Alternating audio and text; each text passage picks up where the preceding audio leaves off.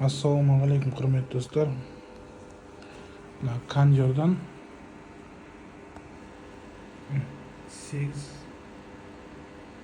9 gradus шығады гүлдерге.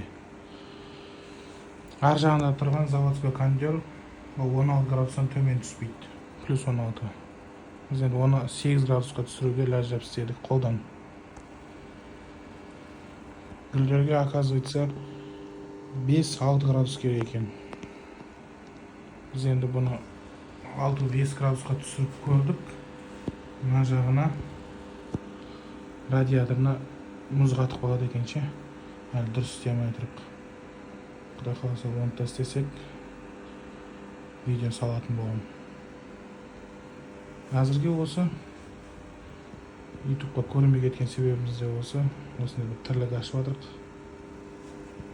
Мынау кондиционер, өзі холодильник оборудование қоя салайық десек, холодильник оборудование қымбатқа шығып жатыр. 1,2 миллион деп.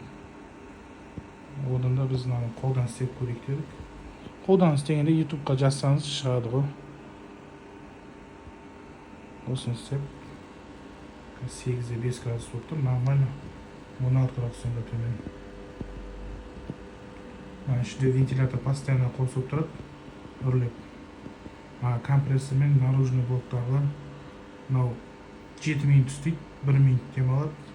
7 минут істейді, 1 минут демалады. 8 градусқа келген кезде өшеді, 10 градусқа келген кезде қосылады.